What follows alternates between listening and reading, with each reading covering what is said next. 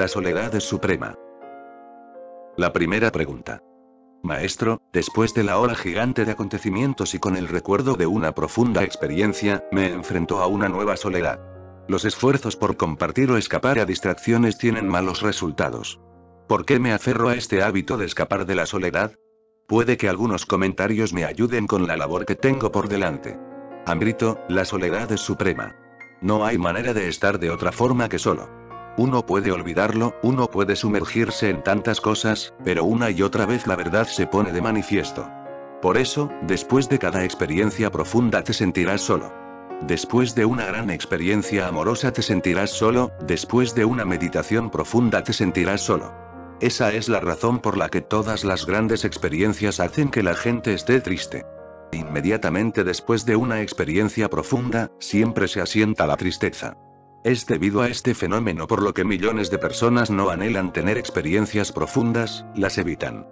No quieren profundizar en el amor. El sexo es suficiente, porque el sexo es superficial. No les dejará solos. Será divertido, un entretenimiento. Por un momento lo disfrutarán y luego se olvidarán completamente de ello. No les llevará a su propio centro. Pero el amor te lleva a tu centro. El amor es tan profundo que te deja solo. Esto parecerá muy paradójico, porque normalmente la gente piensa que el amor te hará tomar conciencia de la unión. Eso es una absoluta tontería. Si el amor es profundo hará que tomes conciencia de la soledad, no de la unión, porque cada vez que algo va profundo, ¿qué sucede? Dejas la periferia de tu ser y caes a tu centro, y el centro está completamente solo. Allí solo estás tú, o ni siquiera tú, sino solo una consciencia, sin ningún ego en ella, sin ninguna identidad en ella, sin ninguna definición en ella. Un abismo de consciencia. Después de oír música estupenda, o después de penetrar en el significado de un poema excelente, o al ver la belleza de una puesta de sol, siempre sucede. Inmediatamente después te sentirás triste. Viendo esto, millones de personas han decidido no ver la belleza, no amar, no meditar, no orar, para evitar todo lo que es profundo. Pero incluso si evitas la verdad se topa contigo a veces. Inadvertidamente, te posee. Puedes distraerte por el momento, pero ninguna distracción servirá. Hay que aceptar la soledad porque es suprema. No es un accidente, es exactamente como son las cosas. Es el Tao. Una vez que la aceptas, su cualidad cambia. La soledad no crea tristeza.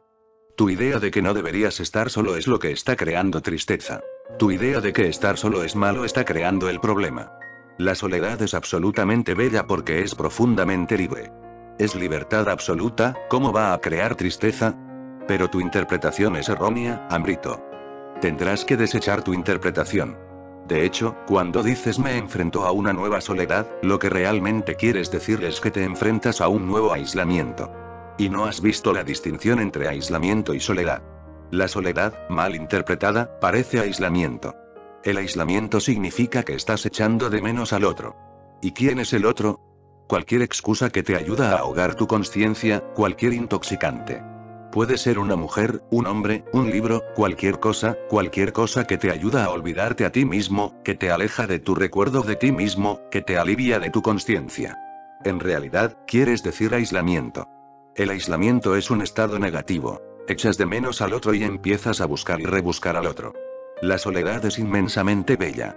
Soledad significa un momento en el que el otro ya no es necesario. Eres suficiente en ti mismo, tan suficiente que puedes compartir tu soledad con toda la existencia. Tan inagotable es tu soledad que puedes derramarla a toda la existencia y todavía sigue ahí. Eres rico cuando estás solo, eres pobre cuando te sientes aislado. La persona aislada es un mendigo, su corazón es un bacín de mendigo. La persona sola es un emperador. Buda está solo, y, Amrito, lo que te ha sucedido a ti ha sido la soledad, pero tu interpretación es errónea. Tu interpretación proviene de tus experiencias pasadas, de tu mente pasada. Es de tu memoria. Tu mente te está dando una idea equivocada. Deja de lado la mente, entra en tu soledad. Obsérvala, saboréala. Hay que sondear todos sus aspectos. Entra en ella por todas las puertas posibles. Es el mayor templo que existe. Y es en esta soledad donde te encontrarás a ti mismo, y encontrarse a uno mismo es encontrar a Dios.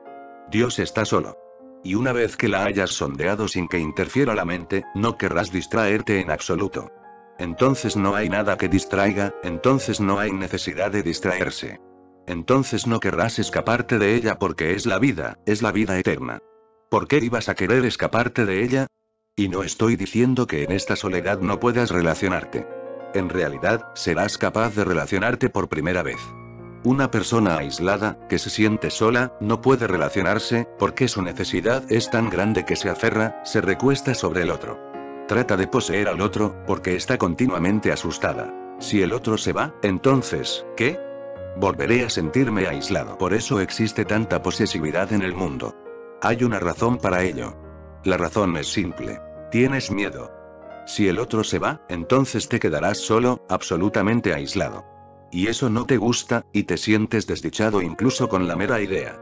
Posee al otro tan totalmente que no haya ninguna posibilidad de que el otro se escape de ti. Y el otro también te está haciendo lo mismo. El otro está tratando de poseerte. Por eso el amor se vuelve una cosa miserable. El amor se vuelve política, el amor se vuelve dominio, explotación. Es porque las personas que se sienten solas no pueden amar. Las personas que se sienten solas no tienen nada que dar. Las personas que se sienten solas se explotan mutuamente. Y naturalmente, cuando no tienes nada que dar y el otro empieza a explotarte, te sientes ofendido. Quieres explotar al otro y no que te explote. Ahí es donde entra la política. Quieres dar lo menos posible y conseguir lo más posible, y el otro está haciendo lo mismo contigo, y los dos estáis creando desdicha el uno para el otro. He oído que, un hombre detuvo su coche en lo profundo del bosque y empezó a mostrarse muy amoroso con la mujer que estaba sentada a su lado. Pero la mujer dijo: para. No sabes quién soy realmente. Soy una prostituta, y cobro $50. El hombre le dio $50 a la mujer e hizo el amor con ella. Cuando había acabado, se sentó en silencio ante el volante sin moverse. La mujer preguntó: ¿y ahora por qué estamos esperando aquí? Se está haciendo tarde y quiero volver a casa. Y el hombre dijo: lo siento, pero tengo que decírtelo. Soy taxista, y el viaje de vuelta cuesta $50. Esto es lo que está sucediendo en tus relaciones amorosas. Uno es una prostituta y el otro es un taxista. Es un trato, es diente por diente. Es un conflicto continuo. Por eso las parejas están peleándose constantemente. No pueden dejarse el uno al otro. Aunque no paran de pelearse, no pueden dejarse. De hecho, esa es la razón por la que están peleándose. Para que ninguno pueda marcharse. No pueden estar en calma porque si están en calma entonces se quedarán en blanco y el otro les explotará más. En cuanto veas esto comprenderás toda la miseria de matrimonio. Todo su fundamento está ahí. Uno se pregunta por qué las personas no se dejan la una a la otra si no son felices juntas. No pueden dejarse. No pueden vivir juntas y tampoco pueden separarse. De hecho, la idea misma de la separación está creando el conflicto. Se incapacitan mutuamente para que el otro no se pueda escapar, incluso si él o ella quiere escapar. Se cargan mutuamente con semejantes responsabilidades, semejantes moralidades, que incluso si el otro se va, se sentirá culpable. Su propia conciencia le dolerá, le pinchará. Ha hecho algo malo. Y juntos, lo único que hacen es pelearse. Juntos, lo único que hacen es un continuo regateo sobre el precio. Vuestro matrimonio, lo que llamáis amor, es un mercado. No es amor.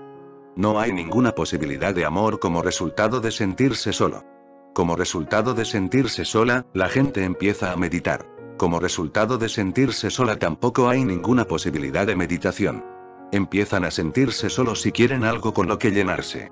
Necesitan un mantra, la meditación trascendental o todo ese tipo de tonterías. Querrían algo con lo que llenarse, porque se sienten vacíos y aislados. Repetir Ram Ram, Krishna Krishna o Ave María o cualquier cosa al menos les ayudará a olvidarse de sí mismos. Esto no es meditación. Esto es solo tapar el aislamiento, el vacío. Esto es solo tapar un agujero negro en ti mismo. O empiezan a rezar en las iglesias y en los templos y empiezan a hablarle a Dios. Ahora Dios es su imaginación. No pueden encontrar al otro en el mundo porque es demasiado costoso encontrar al otro en el mundo y causa tantos problemas. Así que ahora crean al otro, allí arriba, en el cielo. Empiezan a hablarle a Dios. Pero no pueden vivir sin el otro tiene que estar ahí. Puede que se escapen al desierto, pero incluso en la cueva desierta estarán mirando al cielo y hablándole al otro. Esto es una fantasía y nada más. Y si sigues hablando mucho tiempo, puede que empieces a alucinar con que el otro está ahí. Tu necesidad es tal que puedes crear al otro con la imaginación. Por eso las llamadas religiones han tratado de alejarte de los otros que son corrientes y están asequibles. No quieren que te cases. ¿Por qué? Porque si estás casado y tienes una mujer, un marido, no necesitas a un Dios. Es una estrategia. No te permitirán estar en el mercado porque entonces estás ocupado y no te sentirás solo. Entonces, ¿por qué ibas a hablarle a Dios? Puedes hablarle a la gente. Te llevarán a cuevas en los Himalayas, a monasterios, para que te sientas tan solo que debido a la desdicha del aislamiento tengas que hablarle a Dios, tengas que crear un Dios a tu antojo. Y entonces, cuanto más profunda es tu hambre del otro, mayor es la posibilidad de visiones de Dios. Y esas visiones no son más que ilusiones, sueños vistos con los ojos abiertos. Es como cuando se pone a una persona en un ayuno prolongado. Puede que empiece a imaginar comida, puede que empiece a ver comida. He oído hablar de un poeta que llevaba 3 días perdido en un bosque, hambriento, y entonces llegó la noche de la luna llena. Miró la luna y se sorprendió, porque toda su vida, cada vez que había visto la luna llena siempre recordaba el rostro de mujeres hermosas, sus amadas, cosas así. Pero ese día, después de 3 días de inanición, cansado, hambriento, sediento, miró la luna y vio pan blanco, un chapati, flotando en el cielo sobre las nubes. No daba crédito a sus ojos. ¿Qué tipo de poesía es esta? Un gran poeta, y la luna llena parece un chapati. Y todos sabéis que si eres privado de algo demasiado, empezarás a sustituirlo con la imaginación. Si has vivido solo en un bosque durante muchos días, y no has visto a una mujer, incluso la mujer más fea te parecerá Cleopatra. Mullah Nasruddin va a una estación de montaña. Tiene allí un chalet. A veces dice, voy para 3 semanas, pero para la segunda semana ya ha vuelto, o incluso después de 7 o de 10 días. Le pregunté a Nasruddin, dices muchas veces que te vas para 3 o 4 semanas y luego vuelves en 2 semanas o incluso antes. ¿Qué pasa? Él dijo, sí que pasa algo. Hay una mujer allí que cuida de la casa. Es la mujer más fea, es horrible, es repulsiva. Con solo mirarla tienes ganas de vomitar. Entonces le pregunté, ¿pero qué tiene que ver ella con eso, con que vuelvas antes? Él dijo, es que hay una historia. Cuando llego a la estación de montaña, ella me parece horrible. Pero poco a poco, después de 4 o 5 días, ya no es tan horrible. Luego, después de 8 o 10 días, empiezo a ver algo de belleza en ella. El día que empiezo a ver belleza en ella es el día que me escapo, porque eso significa que ya basta. He vivido ya demasiado lejos del mundo, lejos de mi esposa. Ahora incluso esta mujer horrible me empieza a parecer guapa. Eso significa simplemente que me he privado demasiado. De manera que este es el criterio. Lo que digo 3 semanas, 4 semanas no es lo que cuenta. El verdadero criterio es, el día que la mujer es guapa y empiezo a fantasear con ella, entonces empaco mis cosas y me escapo. Sé que la mujer es horrible, y si me quedo 1 o 2 días más, entonces va a haber peligro. Puede que me enamore a esa mujer horrible. Sentirse solo, aislado, no puede crear amor. Crea necesidad. El amor no es una necesidad. Entonces, ¿qué es el amor? El amor es un lujo. Proviene de la soledad. Cuando estás tremendamente solo y feliz y alegre y celebrando y sigue almacenándose en ti mucha energía. No necesitas a nadie. En ese momento la energía es tanta que quisieras compartirla. Entonces das. Das porque tienes tanta. Das sin pedir nada a cambio. Eso es amor. De manera que muy pocas personas alcanzan el amor, y esas son las personas que primero alcanzan la soledad. Y cuando estás solo, la meditación es natural, sencilla, espontánea. Entonces simplemente te sientas en silencio, sin hacer nada, y estás en meditación. No necesitas repetir un mantra, no necesitas canturrear ningún sonido estúpido. Simplemente te sientas, o caminas, o haces tus cosas, y la meditación está ahí rodeándote como una atmósfera, rodeándote como una nube blanca. Estás imbuido de la luz, estás inmerso en ella, bañado en ella, y ese frescor sigue emanando en ti. Ahora empiezas a compartir. ¿Qué otra cosa puedes hacer? Cuando nace una canción en tu corazón tienes que cantarla. Y cuando nace el amor en tu corazón, el amor es un producto derivado de la soledad, tienes que irradiarlo. Cuando la nube está llena de lluvia, llueve, y cuando la flor está llena de fragancia, emite su fragancia a los vientos. Sin dirección concreta, la fragancia se emite y la flor no espera a preguntar, ¿qué va a venirme a mí a cambio? La flor está feliz de que los vientos sean tan amables y la liberen de una carga. Esto es el amor verdadero. Entonces no hay posesividad. Y esta es la meditación verdadera. Entonces no hay esfuerzo. Amrito, lo que te ha sucedido es inmensamente valioso, solo tu interpretación es errónea. Dices. Después de la ola gigante de acontecimientos y con el recuerdo de una profunda experiencia, me enfrentó a una nueva soledad. Por favor, no lo llames soledad, o si lo llamas soledad intenta comprender su naturaleza. Los esfuerzos por compartir o escapar a distracciones tienen malos resultados. Están abocados a tener malos resultados, porque es soledad, realmente soledad. Te perderás algo si te escapas de ella. Es escaparte de tu propio tesoro interno, es escaparte de tu riqueza, de tu propio reino. El resultado será desastroso. No te escapes. Profundiza en ella, sumérgete profundamente en ella, olvídate completamente de escapar. Eso es lo que has estado haciendo toda tu vida, Amrito. Esta vez, no. Esta vez tienes que entrar en ella. Esta vez tienes que saborearla en su totalidad. Tienes que convertirte en ella, tienes que ver lo que es, con raíz y todo. Y una vez que la hayas visto y vivido, saldrás de ella como una persona totalmente nueva. Renacido. He estado observándote. Desde el día que llegaste aquí, he estado observándote continuamente. He estado a tu alrededor, te he estado mirando a los ojos, a tu rostro. Ha sucedido algo profundo. Pero va a suceder mucho más. Si te escapas, te perderás es mucho más que está en camino. No. Lo has hecho muchas veces, lo has estado haciendo durante muchas vidas. Esta vez desecha todo el miedo, desecha todos los recuerdos, entra en el nuevo rostro de la soledad. Es realmente soledad, no es aislamiento. No necesitas escaparte. Si te escapas del aislamiento te sentirás bien. Si te escapas de la soledad te sentirás mal. Los esfuerzos por compartir o escapar a distracciones tienen malos resultados. No compartas ahora mismo. Deja que se acumule, deja que se vuelva una nube llena de agua de lluvia. Entonces el compartir sucederá por sí mismo, no habrá ningún esfuerzo para compartir. Ahora mismo, si empiezas a compartir, será de nuevo tan solo una manera de encontrar al otro en nombre de compartir. Será un escape. Hay que dejar que el compartir suceda por sí mismo. Simplemente sigues acopiando esta soledad y un día verás. La fragancia se está emitiendo a los vientos. Un día verás. El compartir ha comenzado. Serás un testigo de ello. No serás quien lo hace, sino solo un testigo. ¿Por qué me aferró a este hábito de escapar de la soledad? Porque todavía no has comprendido qué es soledad. Sigues interpretándola como aislamiento. Y lo entiendo. Eso es lo que hace todo el mundo. Cuando sientes la soledad por primera vez, la interpretas como aislamiento porque ese es un fenómeno conocido, lo has sentido toda tu vida. En el momento en que el niño abandona el vientre de la madre, la primera experiencia es de aislamiento. Empieza a sentirse solo. Ha tenido que dejar su hogar.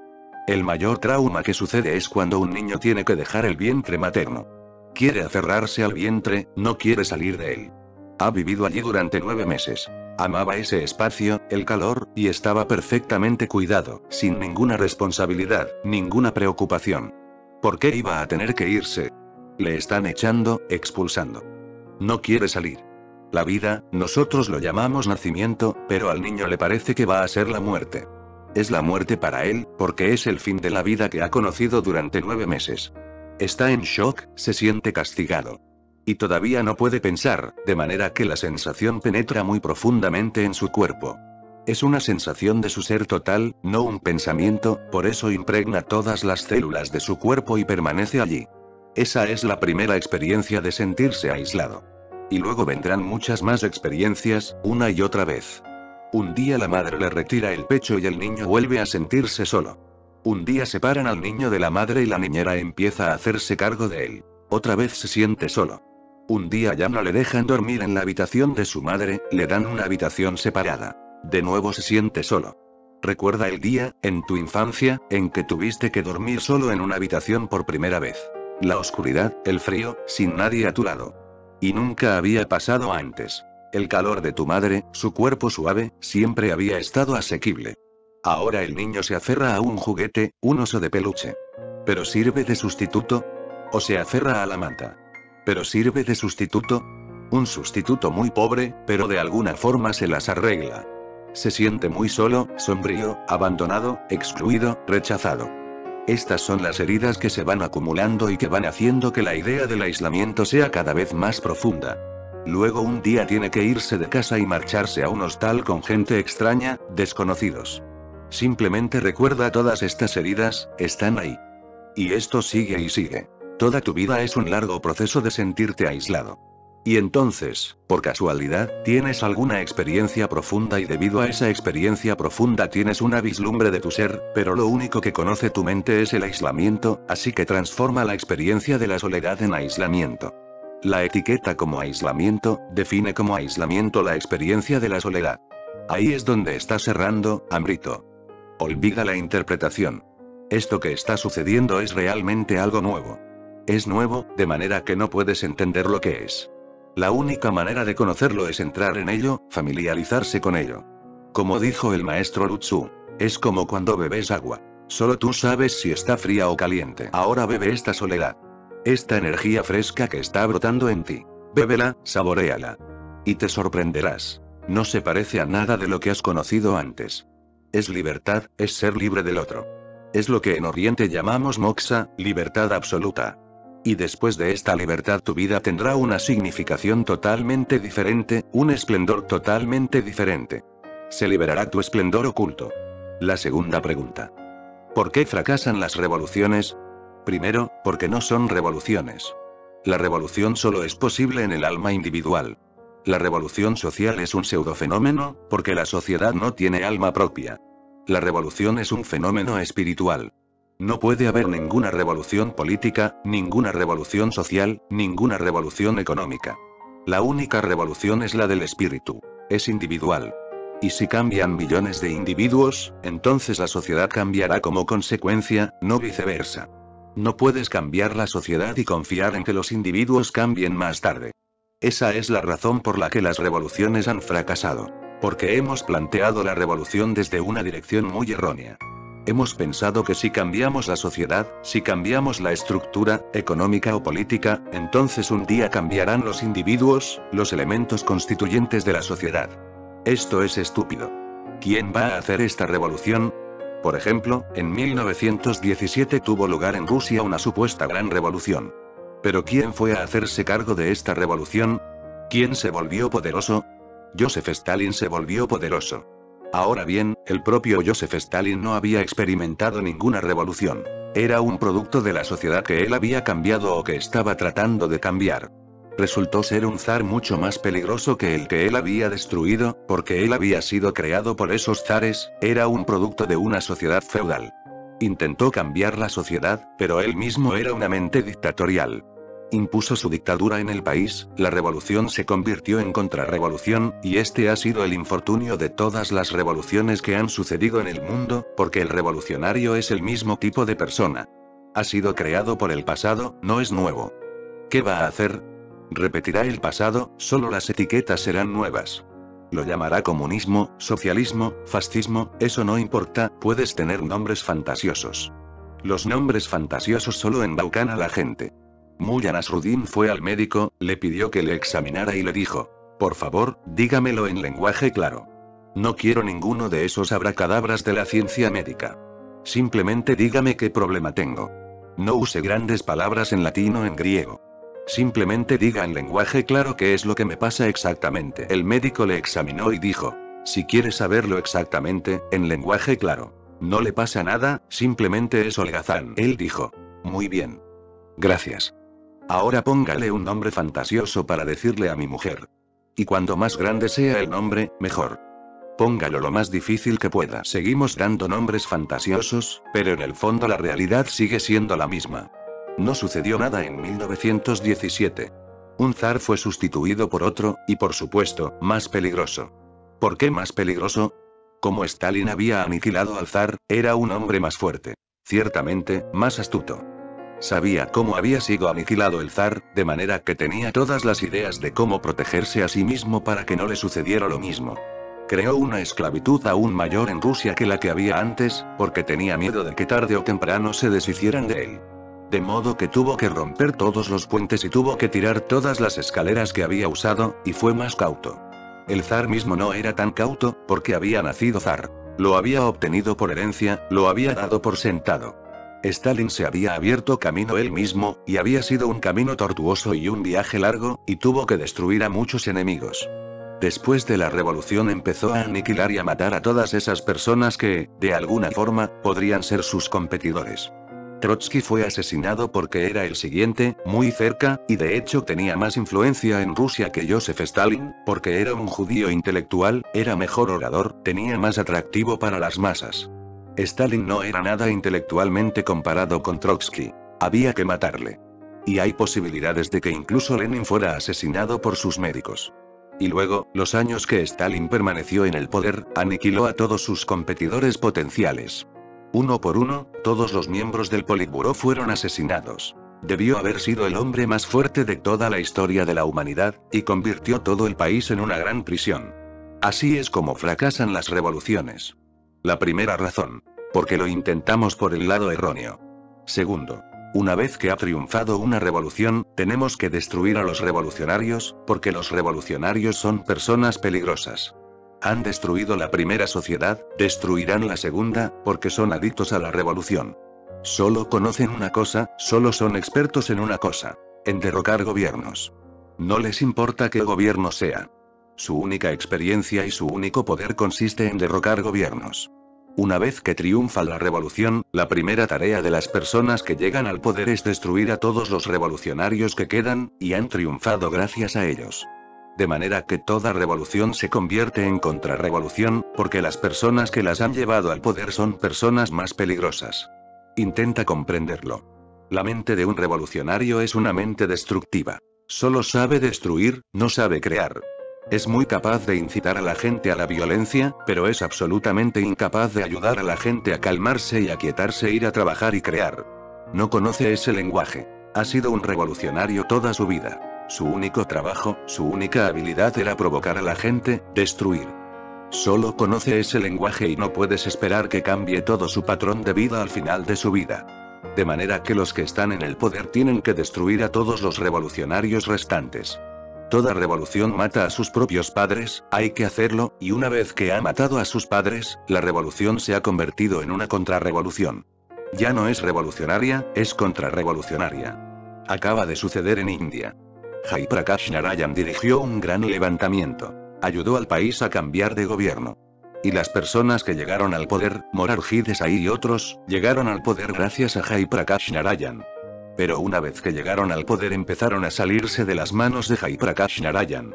Empezaron a restringirle. Se asustaron. Este hombre es peligroso y este hombre tiene influencia sobre las masas. Puede resultar ser un gran problema de nuevo. Hay que restringir a este hombre, hay que restringirle absolutamente. Esto sucedió cuando expulsaron del país al gobierno británico. Mahatma Gandhi fue el hombre que lo hizo. Una vez que el poder llegó a manos indias, empezaron a arrinconar a Mahatma Gandhi. Sus últimas palabras fueron: nadie me escucha. Soy la persona más inútil. Y las personas que estaban en el poder gracias a él, pero nadie le escuchaba. Existen todas las sospechas de que las personas que él había puesto en el poder estuvieron involucradas en su asesinato, directa o indirectamente. Quizá no estuvieran implicadas directamente, sino indirectamente. Eran perfectamente conscientes de que iba a ser asesinado, pero no tomaron ningunas precauciones. Esto es apoyo indirecto. Morarji Desai estaba en el poder.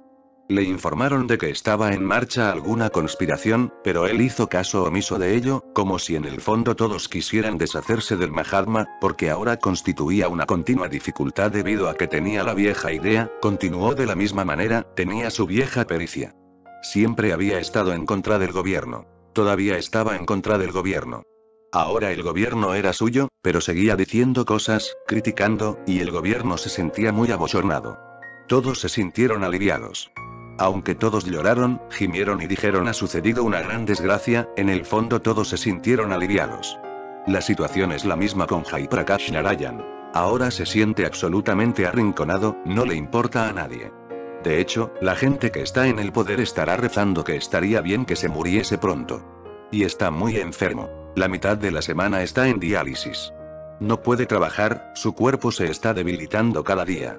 Y deben de sentirse muy felices de que pronto se habrá ido y no habrá nadie que sea más poderoso que ellos. Me gustaría decirle a Jai Prakash, le tengo afecto a ese hombre. Es un buen hombre.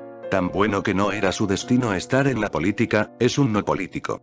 Es un poeta, un soñador, un utópico, un hombre bueno, como todos los soñadores son hombres buenos.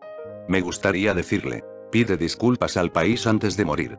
Dile al país que en tu nombre una banda de políticos hambrientos de poder te ha engañado a ti y al país, que te han engatusado y que han embaucado al país.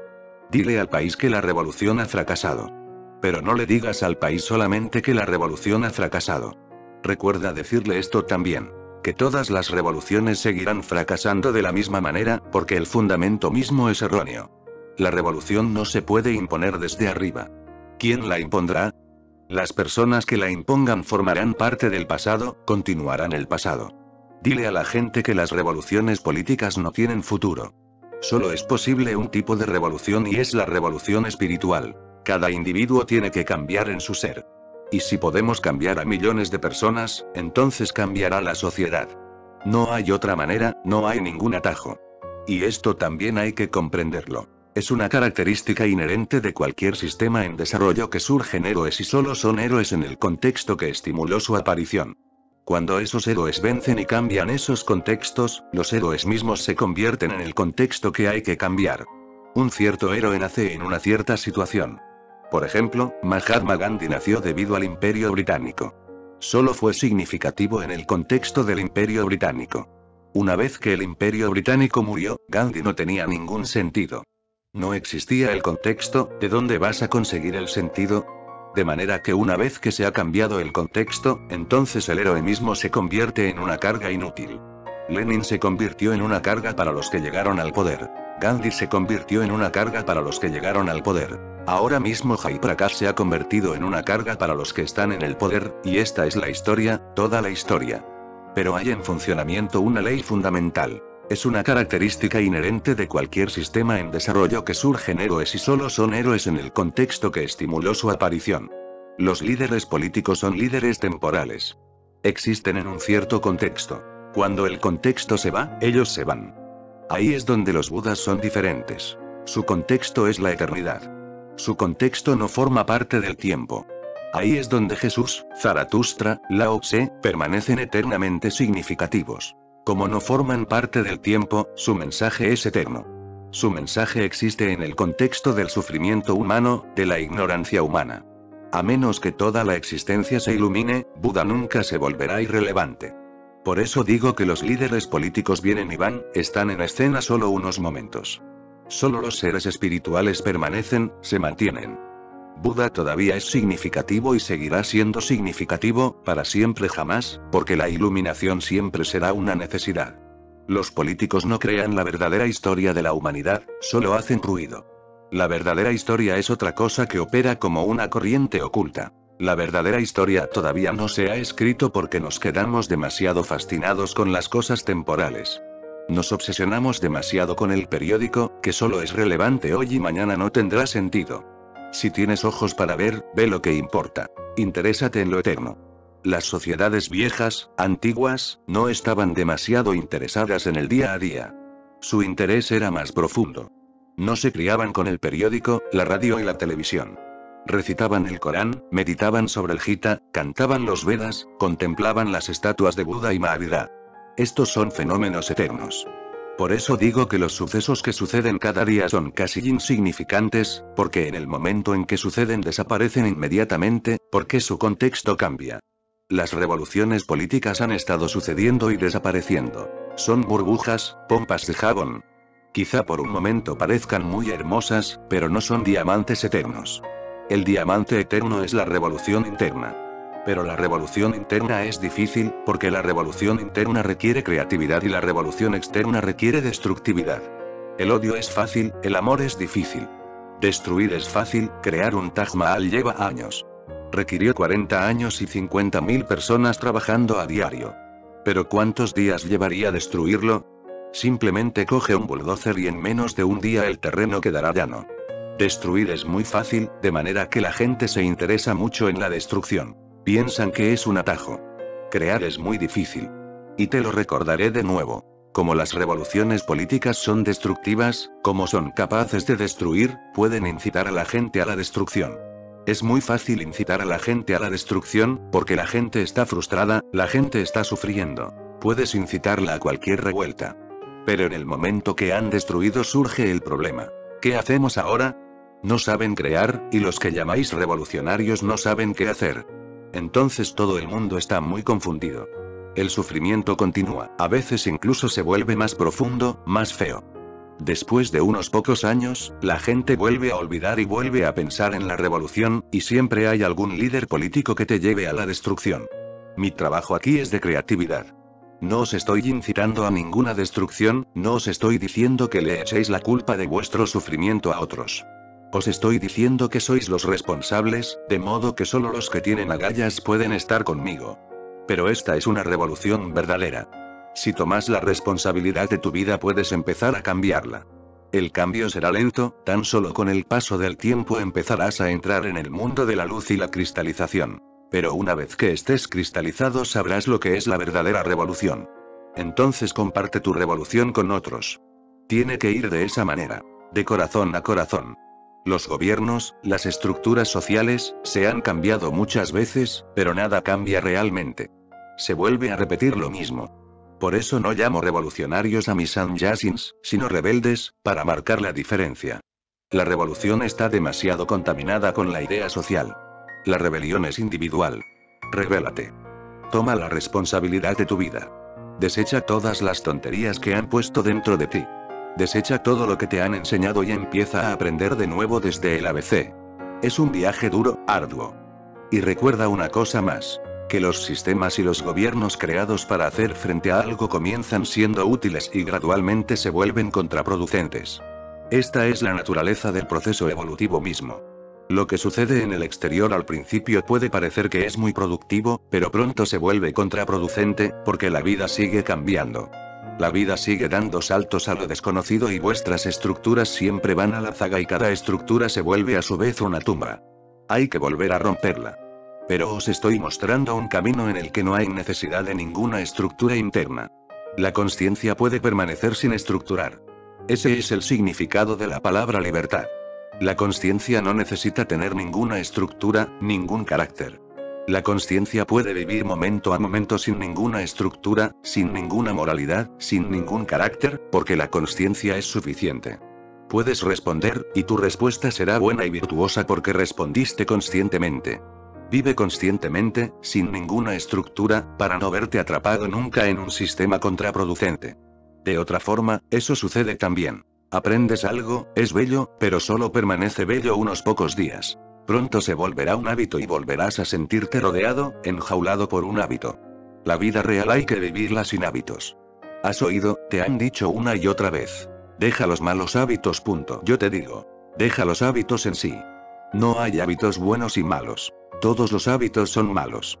Permanece sin hábitos, vive sin hábitos. Entonces vives momento a momento desde la libertad, y esta es la vida de un revolucionario. Y recuerda también, a la luz del pasado, cuando te deshagas de algún sistema, no lo culpes por ser contraproducente. La limpieza debería hacerse sin culpa. Te desharás de un programa cuando ya no encaje con tu gestal de desarrollo. Pero evita la tentación de ser duro con el programa de que te deshagas, porque fueron medios necesarios para llegar a donde estás ahora. Ámalos por esto a la vez que desactivas su poder sobre ti para las fases próximas.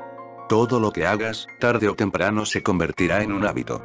En el momento en que veas que se ha vuelto un hábito, déjalo. Ahora es contraproducente, ahora es contrarrevolucionario. Tirará de ti hacia atrás, no te permitirá avanzar. Te mantendrá atado a lo conocido, no te permitirá entrar en lo no programado, lo no explorado, lo no medido. De manera que cuando te deshagas de un hábito no te sientas culpable. La limpieza debería hacerse sin culpa, y tampoco debería ser dura. Cuando te deshagas de un hábito, no importa lo bueno que haya sido. Cuando te deshagas de él no te sientas culpable, no pienses. Esto me lo enseñó mi madre. Si lo dejo la estoy traicionando. La gente me escribe cartas. ¿Cómo puedo tomar sannyas? Mis padres me han enseñado a ser un cristiano católico.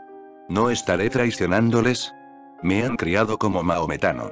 No será traicionar a las personas que me han enseñado a ser mahometano con tanto amor, con tanto cuidado. Surge la culpa. Si te sientes fluyendo, libre, siendo católico, no hay necesidad de cambiar. Pero sientes el deseo de cambio. Eso muestra simplemente que te estás sintiendo confinado. Sí, tu madre te enseñó algo que sabía, que le parecía que sería bueno para ti, pero el contexto ha cambiado. Estás viviendo una vida totalmente diferente a la que vivía tu madre. ¿Cómo va a seguir siendo tu maestra para siempre? No te sientas culpable cuando dejes un programa, y no te pongas duro tampoco, porque estos son los dos extremos. La gente se siente culpable o se pone muy dura, hostil, enfadada. Ni siquiera hay necesidad de sentirse enfadado, porque la pobre mujer te enseñó lo que sabía y pensaba que sería bueno para ti. Sirvió para algo. De hecho, ¿quién sabe? Si no hubieras sido católico, quizá no habrías venido a mí. Te ha traído aquí. De modo que todo lo que ha sucedido en el pasado ha sido usado como un medio para avanzar. Siéntete agradecido por ello. No hay necesidad de sentirse culpable, no hay necesidad de sentirse duro. Cuando te deshagas de un programa, deshazte de él igual que te deshaces de tu ropa. Cuando tu cuerpo crece, tu ropa se te queda pequeña. No te sientes culpable porque te estás desprendiendo de los pijamas que te había dado tu madre y que ya no te valen. Tienes que desprenderte de ellos. Y tampoco te sientes enfadado. No necesitas primero pegarles y rociarlos de gasolina y prenderles fuego, y montar semejante alboroto. Tampoco haces eso, porque sabes que han cumplido su propósito. El hombre es una gestal creciente. Cada día van a suceder cosas nuevas, cada día tendrás que absorber lo nuevo. Y para hacer sitio a lo nuevo, lo viejo tiene que irse, hay que decir adiós a lo viejo, con mucho agradecimiento. Si puedes recordar estas dos cosas, no sentirte nunca culpable cuando te deshagas de un programa viejo y no sentirte nunca duro cuando te deshagas de un programa viejo, estarás avanzando hacia la revolución que intento que comprendas. Un revolucionario no está realmente enfadado. ¿Por qué iba a estarlo? No hay ninguna razón. Tus padres hicieron todo lo que pudieron, y lo hicieron con los mejores deseos. Es otro asunto que lo que hicieron no fuera útil, no te hiciera libre. Pero esa no era su intención. Su intención era buena y no pudieron hacerlo de otra manera. Habían vivido en un mundo diferente. Así que recuerda. Cuando eduques a tus propios hijos, recuerda. No les des programas, dales entendimiento. No les des reglas fijas, dales solamente la visión para ver las cosas, para que puedan encontrar sus propias reglas. No les des conocimientos, dales solo conciencia. Eso es lo que me gustaría que hicieran mis sannyasins con sus propios hijos. Dadles conciencia para que sea cuando sea y estén donde estén, y recuerda, no estarán en el mismo mundo en el que tú estás viviendo y en el que has vivido. Tendrán su propio mundo. No puedes soñarlo, no puedes concebirlo. Nunca repetirán el mismo patrón de vida que tú. Tendrán su propio estilo de vida. Dales conciencia. Estén donde estén, pueden encontrar un camino. Dales luz, dales ojos para ver, para comprender, y dales valor para ser libres. Dales suficiente valor para que cada vez que descubran que algo no es correcto en su programa lo puedan desechar, se puedan deshacer de ello. Esto es amor. No les fuerces ningún patrón. Estarán viviendo en un mundo totalmente diferente, así que dales tu amor pero no les des tus conocimientos. El mundo está cambiando tan rápidamente que cualquier cosa que les des no tardará en quedarse anticuada y se convertirá en una carga para ellos, y se sentirán culpables si la desechan. O si realmente quieren desecharla, tendrán que enfadarse contigo. De ninguna de las dos maneras está bien, así que no crees esa situación para tus hijos. Vive una vida de revolución e impárteles la revolución a tus hijos. Vive una vida de revolución e impárteles la revolución a todos los que ames. Solo esta revolución no fracasará nunca. Pero esta revolución aún no ha sido intentada. Jesús habló de esto, pero nunca se ha intentado. Buda habló de esto, pero nunca se ha intentado. Yo estoy hablando de esto. Depende de ti que se intente o no. La revolución que puede triunfar no se ha intentado, y todas las revoluciones que se han intentado han fracasado. La tercera pregunta. Se te conoce en el mundo entero como el maestro de Tantra o el gurú del sexo. Sin embargo, en los 3 años que he estado en tu ashram, no solo he tenido menos sexo que nunca antes en mi vida, sino que también he pensado y oído menos sobre ello que nunca. ¿Podrías explicar esta discrepancia? Hace solo unos días, encontré un titular en una revista, Cine Blitz, que decía que soy el Hugh Hefner del mundo espiritual. ¿De qué están hablando? Sí, os enseño a entrar profundamente en el amor. Os enseño a entrar profundamente también en el sexo, porque esa es la única manera de trascender. Pasar por ello es la única manera de ir más allá de ello, pero mi objetivo es llevaros más allá. Esto es un problema y me van a entender mal una y otra vez en todo el mundo. La gente se ha acostumbrado. Piensa que las personas religiosas tienen que estar en contra del sexo, y las que no están en contra del sexo, ¿cómo van a ser religiosas? Estas cosas se han convertido en categorías mortalmente establecidas. Estoy desestabilizando todas esas categorías y no espero que el mundo cambie inmediatamente y se aparte mucho de sus patrones mentales establecidos. Así que tampoco espero que me comprendan. Cuando me interpretan mal, comprendo perfectamente su mala interpretación. No tengo falsas esperanzas. Tardarán años o siglos en comprenderme. Pero esto sucede siempre. Estoy creando una nueva visión de la vida. La visión es tan nueva que no tienen ninguna categoría para categorizarla, de manera que todos están enfadados. Mahatma Morarji Desai está enfadado. Está enfadado porque está sexualmente reprimido, sin ninguna mala interpretación. Simplemente ha reprimido su sexualidad. La historia es que cuando Morarji Desai era joven, y hace 60 años que fue joven, un hombre violó a su propia hermana en su pueblo. Eso le conmocionó mucho, y pensó que el sexo era la causa de un crimen tan grande. En realidad, puede que la represión fuera la causa. De otra forma, ¿quién quiere violar a su propia hermana? De hecho, las hermanas no resultan atrayentes en absoluto. Has vivido con ellas, has crecido con ellas. A menos que una persona esté muy reprimida, es muy difícil que se enamore de su propia hermana, casi imposible. El amor sucede siempre con lo desconocido, con lo que estamos poco familiarizados. La familiaridad engendra desdén. ¿Cómo vas a amar a tu propia hermana? Pero el hombre debía de estar viviendo en una profunda represión. Quizá nunca había conocido a ninguna mujer. Debía de estar desesperado. Pero la conclusión que Morarji sacó de ello fue esta: que el sexo es la causa fundamental de todos los delitos. Si puede volver loca a la gente para que llegue a violar a sus propias hermanas, esta es la causa fundamental de todos los delitos. Decidió no volver a inmiscuirse con el sexo, no por ninguna razón religiosa, no por ninguna razón espiritual. Y desde entonces se ha estado reprimiendo. Y se dio el mismo caso con su gurú, Mahatma Gandhi. También fue un trauma lo que creó su celibato vitalicio. Su padre se estaba muriendo y él le estaba dando un masaje en los pies a su padre, y los médicos habían dicho que podría ser la última noche, que podría no volver a verla mañana. Pero a las 12 de la noche, cuando el padre se durmió, él se fue y empezó a hacer el amor con su mujer. Volvió a su habitación, y cuando estaba en medio del acto, alguien llamó a la puerta y dijo: ¿Qué estás haciendo? ¿Dónde estás? Tu padre ha muerto. Le conmocionó. Fue un trauma, un gran trauma que transformó toda su vida. No para bien, sino para mal.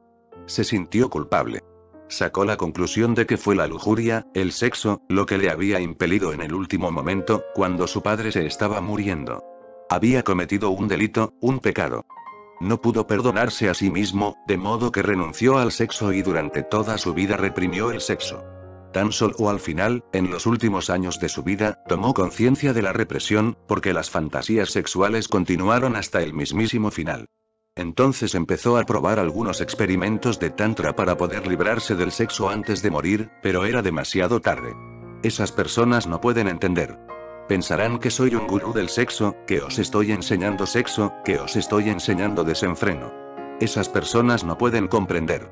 Gefner tampoco puede comprender, porque él preguntará por qué hablo de la meditación, por qué hablo de la espiritualidad. La espiritualidad, la meditación, el samadhi, estas cosas le parecerán tonterías. De manera que tanto Morarji Desai como Gefner me entenderán mal. Voy a ser malinterpretado por los supuestos espiritualistas y los supuestos materialistas. Pero lo comprendo. Ese va a ser mi destino. Solo puedo ser comprendido por un nuevo tipo de ser que ha visto esta totalidad. Que el hombre es tanto cuerpo como alma y que la vida solo madura a través de las experiencias. El sexo puede convertirse en un medio para avanzar hacia el samadhi. Si lo comprendes profundamente, si lo experimentas profundamente, te liberarás de él. Pero esa libertad tendrá una cualidad totalmente diferente. No será un sexo reprimido. El sexo reprimido continúa bajo la superficie, sigue en tu inconsciente, sin cesar, y continúa afectando tu vida. He oído que, una vez, una rica anciana muy religiosa pilló a un ladrón rebuscando entre sus cosas. Había vivido célibe durante toda su vida, casi como una monja. Oiga, señora, cállese la boca si no quiere que le haga daño. Solo dígame dónde están sus joyas. Ella dijo: no las guardo aquí. Están en el banco, en la caja de seguridad. ¿Dónde está su plata, entonces?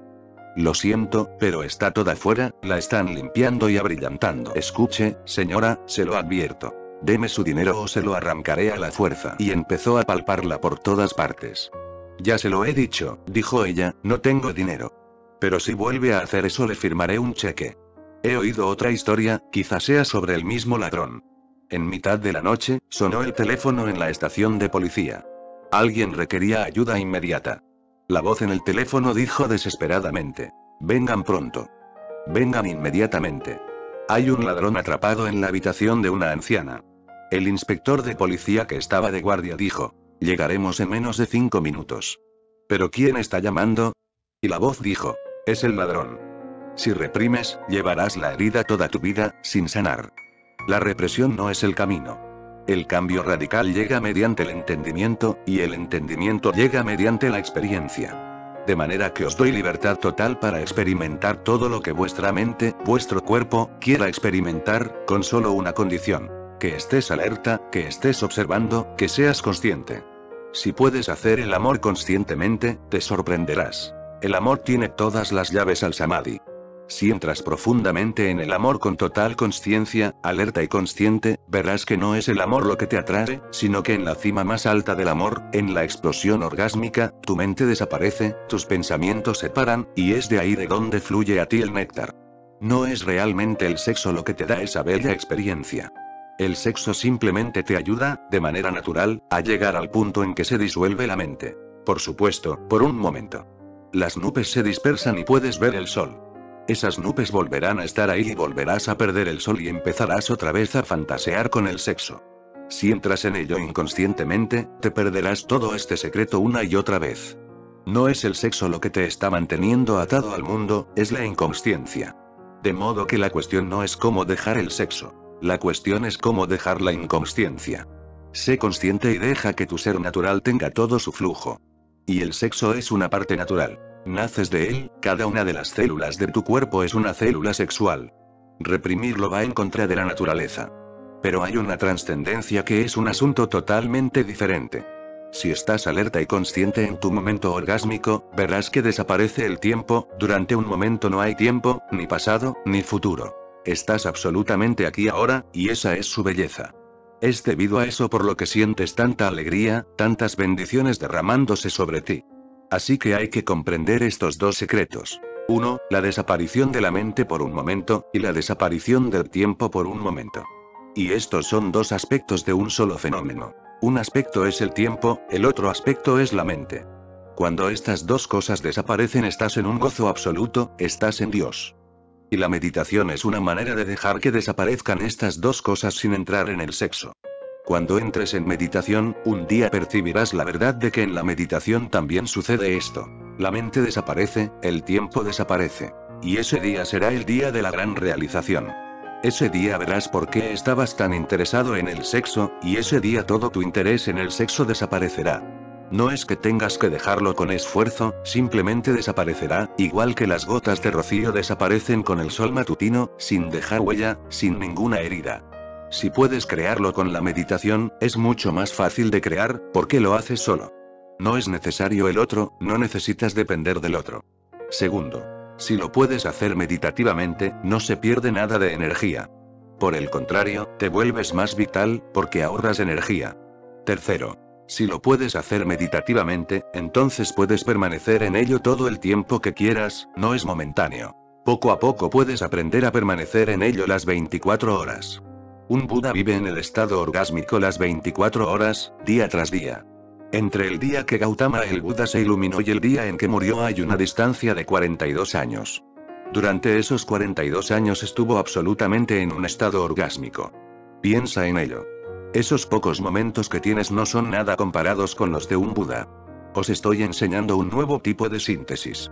Estoy totalmente a favor de la trascendencia que te lleva al estado búdico, pero es una trascendencia, no una represión. Mediante la represión no trasciende nadie. Mediante la represión sigues siempre estancado en la misma rutina. Reprimiendo, tienes que reprimir todos los días. Hasta el último momento de tu muerte, el sexo te causará obsesión. Si realmente quieres librarte de él, y quiero que te libres de él.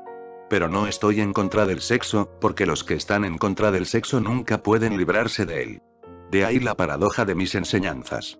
Solo los que estén realmente dispuestos a comprender serán capaces de comprender. De otra forma, voy a ser malinterpretado. La multitud, la masa, me va a malinterpretar. Pero tampoco espero que me comprendan.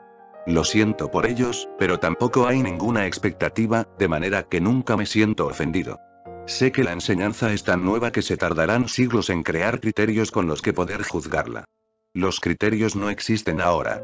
Se dice que cuando un poeta es realmente genial su poesía no puede ser comprendida, porque toda la poesía anterior es diferente a ella. Un gran poeta tiene que crear sus propios criterios con los que poder juzgar su poesía. Lo mismo sucede con un gran pintor. No puedes juzgar a un gran pintor basándote en los pintores antiguos y los viejos maestros. Tiene un mensaje tan nuevo que no servirá ninguna vieja valoración. De manera que tiene que crear también nuevos valores. Lleva su tiempo. Y si es así con la poesía y la pintura y la escultura, ¿qué decir de la iluminación? Es el mayor arte, el arte de todas las artes. Se tardan siglos. La última pregunta. Tengo mucho miedo de que me va a suceder algo inesperado. ¿Qué debo hacer? Es bueno que te vaya a suceder algo inesperado. De hecho, si solo sucediera lo esperado, estarías absolutamente aburrido. Imagina una vida en la que solo sucede siempre lo que esperas. ¿Qué harías con semejante vida? No habría alegría en ella, sería un puro aburrimiento. Esperas a un amigo y llama a la puerta, esperas un dolor de cabeza y está ahí, esperas que te deje tu mujer y te deja, lo esperas y sucede. Te suicidarías en menos de 24 horas. ¿Qué harás si todo lo que sucede solo porque lo esperas y de acuerdo con tu expectativa? La vida es una aventura porque sucede lo inesperado. La aventura sería mayor si te sucedieran más cosas inesperadas. Siéntete dichoso. Lo inesperado sucede. Estate listo para ello, ábrele paso. No pidas lo esperado. Por eso digo que permanezcas vacío para el futuro. No proyectes, deja que el futuro suceda por sí mismo, y estarás continuamente alegre. Tendrás una danza en tu ser, porque cada cosa que suceda será tan inesperada. Y cuando es inesperada, tiene misterio. He oído hablar de un pequeño clarividente. Parece ser que este chico tenía premoniciones. Un día, mientras estaba rezando sus oraciones, dijo: Dios bendiga a mamá, Dios bendiga a papá, Dios bendiga a la abuela, adiós al abuelo. Al día siguiente el abuelo murió de un ataque al corazón. Luego, más adelante, el niño dijo: Dios bendiga a mamá, Dios bendiga a papá, adiós a la abuela. Entonces a la abuela la atropelló un coche cuando cruzaba la calle. Algún tiempo después, dijo en sus oraciones: Dios bendiga a mamá, adiós a papá. El padre estaba realmente alterado. Hizo que la llevaran en coche a la oficina, pero una vez allí no pudo trabajar en absoluto. Al final decidió irse a casa temprano, pero tenía miedo de conducir, así que tomó un taxi para ir a casa y se apresuró a entrar. Le saludó su mujer, que dijo: ¿Qué te parece lo que ha sucedido hoy, querido? Algo horrible. El lechero ha caído muerto de repente en el porche de atrás. Suficiente por hoy.